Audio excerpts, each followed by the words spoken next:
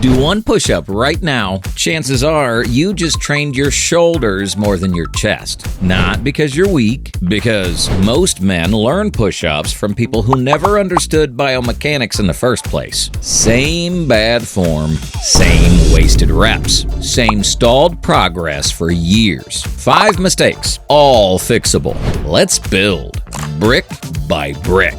The most disrespected exercise in fitness.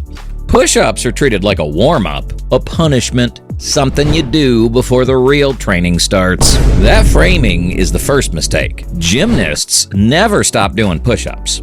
Fighters never stop. Special Forces operators build and maintain elite upper body function on calisthenics throughout their careers because the push-up, executed correctly, is one of the most complete pressing movements available. It trains the chest, anterior deltoid, triceps, serratus anterior, and core simultaneously. It requires no equipment. It can be progressed indefinitely, but you learned yours from a PE teacher when you were 12. Nobody corrected the form, so you've been practicing the wrong movement for years, making the errors more ingrained with every rep. The damage compounds quietly. The wasted effort accumulates silently. 5 errors are responsible for almost everything wrong with how most men push. Fix them, and the push-up stops being a warm-up and becomes the most effective upper body tool in your training. If you want the full day-to-day playbook on how to manage your nutrition and your training, the exact food lists, the training splits, and the mindset required to build this frame and keep it for good, I've released my new ebook, The Blueprint. It's the complete manual for the man who's ready to stop trying and start building. You can find the link in the description below. The first error is the one currently destroying your shoulders, and it's the most common mistake on this list.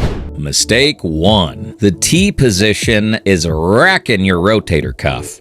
Look at your arm position from above during a standard push-up. For most men, the arms extend straight out to the sides, forming a T with the body. It feels natural. It feels powerful. It's grinding your rotator cuff with every single rep. At that angle, the head of your upper arm bone impinges against the front of your shoulder socket during that pressing movement. Every repetition produces mechanical stress on the tendons running through that space. The grinding is subtle initially. It accumulates over months. Then one day, the shoulder stops cooperating and you're searching for why. The fix is immediate and costs nothing. Tuck your elbows to 45 degrees from your torso. From above, your body should form an arrow, not a T. Elbows back, not flared. This repositions the shoulder joint, so the pressing force moves through the structure in the direction it was built to handle. The rotator cuff stays protected, and counterintuitively, most men find they're actually stronger in this position. More chest activation, more reps, 0 downside. You were just never told. Fix the shoulder position and the joint stops fighting you. But pain-free reps alone don't build a chest. The next mistake is why most men can do endless push-ups while their upper body still looks unchanged. Mistake 2. Your shoulder blades aren't moving. Watch anyone do push-ups. Arms bend, body descends, body rises. The shoulder blades stay completely frozen throughout the entire movement. That immobility is costing you the most important part of the exercise. Your chest muscle, the pectoralis major, needs your shoulder blades to protract, to slide forward and apart in order to reach full contraction. If the shoulder blades don't move, the chest never fully contracts. Every rep is a partial rep. Every set is half a set. You've been training with the parking brake engaged. At the top of every rep, don't just lock out your elbows. Push further. Spread your shoulder blades apart actively. Push the floor away until your upper back rounds very slightly. Feel the chest squeeze at the end position. The final 2 inches of movement is where the pectoral muscle reaches full contraction. You've been stopping before it every single time. Add it back, and the chest finally has a reason to respond. The chest is finally contracting properly. But now another problem appears: force leakage. Because strength doesn't just come from the muscles pressing, it comes from the structure supporting the stress.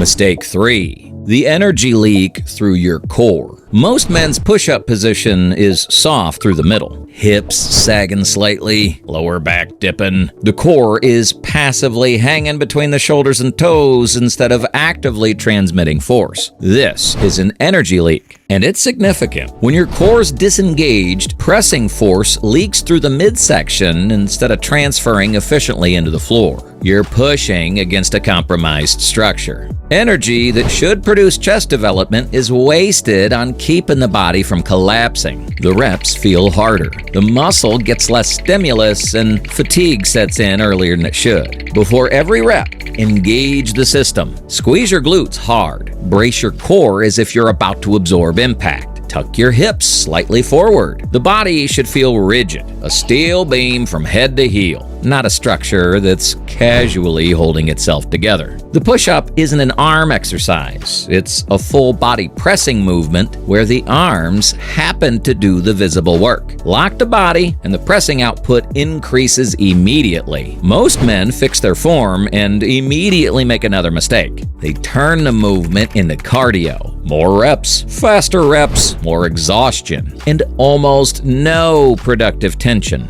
Mistake 4. Rep count means nothing without tension.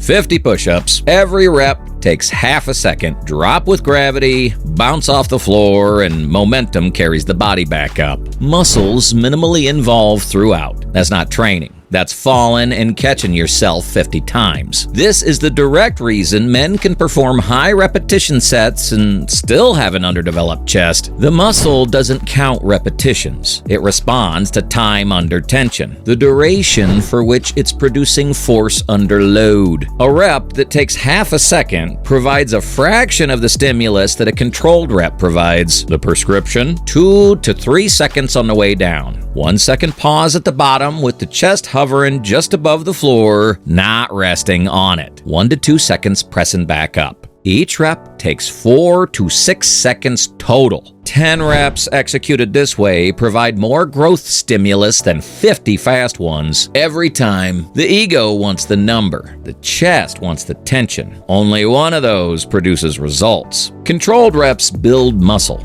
But one final mistake determines whether those reps strengthen your body or slowly destroy your joints over time. Mistake 5. The bottom position is breaking your shoulders.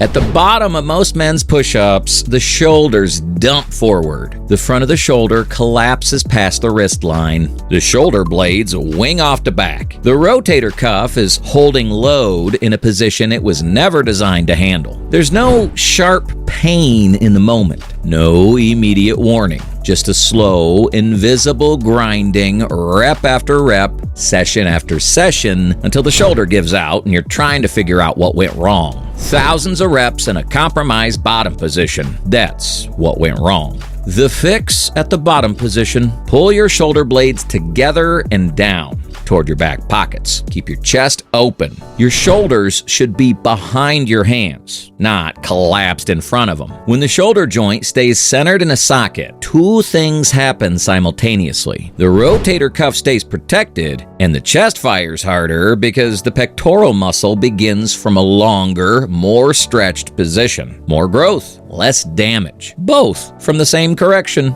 The complete execution cue: hands just outside shoulder width, fingers spread, elbows tucked to 45 degrees. Arrow, not T. Squeeze glutes, brace core, steel beam. Lower for 2 to 3 seconds. Shoulder blades pulled together at the bottom. Chest 1 inch from the floor. Shoulders behind hands. 1 second pause. Press up. Shoulder blades spread apart at the top. Push the floor away. Upper back rounds slightly. That's 1 rep. If you can only do 5 reps with this standard, that's where you start. 5 controlled reps beat 30 compromised ones. When 5 becomes manageable, don't chase more reps. Make it harder. Elevate your feet, add a weighted vest, slow the tempo further. That's how the push-up continues to build you instead of plateauing. Progression is what separates training from maintenance. The body adapts quickly. If the movement never becomes more demanding, the physique never becomes more developed.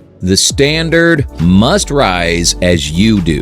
The push-up was never a beginner exercise. It's a skill. You've been practicing the wrong version for years. 5 errors: flared elbows, frozen shoulder blades, loose core, fast reps, collapsed bottom position, thousands of reps, years of wasted stimulus and accumulated joint stress. Not anymore. If you want the complete system, the food lists, the training structure, and the exact approach to go from where you are now to where you want to be, the blueprint is in the description. Everything in one place. No guesswork. Brick by brick.